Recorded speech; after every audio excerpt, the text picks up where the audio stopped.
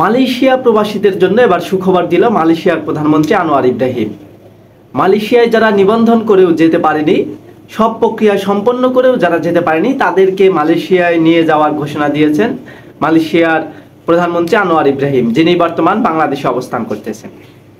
বাংলাদেশে এক সফরকালে hotel ইন্টারকন্টিনেন্টালে doctor ইউনূসের সাথে এক সাংবাদিক সম্মেলনে তিনি এই ঘোষণা দেন। চলুন পত্রিকায় এই সম্পর্কে কি এসেছে আমরা সেটা দেখে আসি। সব প্রক্রিয়া সম্পন্ন করেও নির্ধারিত সময়ের মধ্যে কাজে যোগ দিতে না পারা প্রায় 18,000 বাংলাদেশিকে মালয়েশিয়ায় যাওয়ার সুযোগ করে দেওয়ার ঘোষণা দিয়েছেন দেশটির প্রধানমন্ত্রী আনোয়ার ইব্রাহিম। শুক্রবার ঢাকার হোটেল ইন্টারকন্টিনেন্টালে অন্তর্বর্তীকালীন সরকারের প্রধান উপদেষ্টা অধ্যাপক মোহাম্মদ ইউনূসের সাথে যৌথ সংবাদ সম্মেলনে এই ঘোষণা দেন তিনি।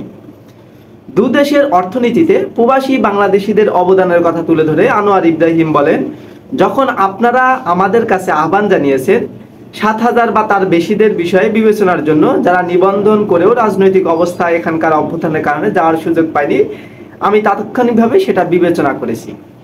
তো তখন উনি 7,000 বলার পরে ডক্টর ইউনূস সেটাকে মনে করিয়ে দেন যে এই সংখ্যাটা 18,000 হওয়ার কথা। তখন আনোয়ার ইব্রাহিম আবার বলেন যে প্রথম ধাপে 7,000 জনের যাওয়ার উদ্যোগ, খুব দ্রুত ব্যবস্থা নেওয়া হবে এবং সব প্রক্রিয়া সন্তোষজনক হলে ক্রমান্বয়ে বাকিদেরও নেওয়া হবে।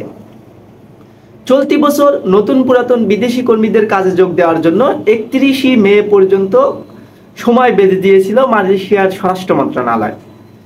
ওই সময়ের মধ্যে যেতে পারেনি বাংলাদেশের প্রায় 18,000 মালয়েশিয়ান প্রবাসীরা বা মালয়েশিয়ায় সফররত যারা টাকা দিয়েছে তারা। এই 18,000 শুধু ব্যক্তি না, 18,000 পরিবার শেষ হয়ে গেছে।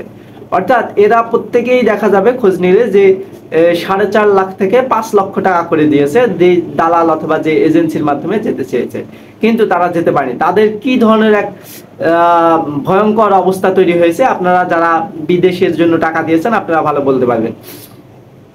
বিদেশে যারা যায় বাংলাদেশিরা বেশিরভাগই মূলত ধার দেনা করে, লোনের ওপর অথবা লোন তুলে বা কিস্তি তুলে সেই টাকা পূরণ করে তারপর তারা যায়।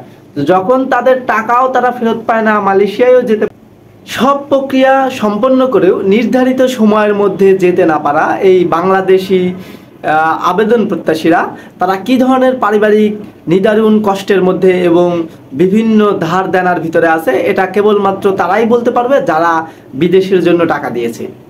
কাজেই ডক্টর ইউনূসের এই উদ্যোগকে আমরা অত্যন্ত স্বাগত জানাই এবং এটা শুধুমাত্র সম্ভব হয়েছে গণ অভ্যুত্থানের কারণে এবং ডক্টর ইউনূসের অদূরদর্শী নেতৃত্বের কারণে, এবং তিনি যে আনোয়ার ইব্রাহিম তিনার পুরাতন বন্ধু, এ কারণে এটা সম্ভব হয়েছে। আমরা অচিরেই আমরা দেখব যে অদূর ভবিষ্যতেও তিনি অন্যান্য দেশের সাথেও যেসব রাষ্ট্রপ্রধানের সাথে তার সুসম্পর্ক রয়েছে তাদেরকে বাংলাদেশে এনে বাংলাদেশের স্বার্থ উদ্ধারে তিনি চেষ্টা করবেন। আপনাদের মতামত কি আপনারা জানাবেন যে মালয়েশিয়ান প্রবাসী যারা অথবা মালয়েশিয়ায় যাওয়ার জন্য আপনাদের মধ্যে কেউ যদি টাকা দিয়ে থাকেন আপনারা আমাদেরকে কমেন্ট বক্সে জানান।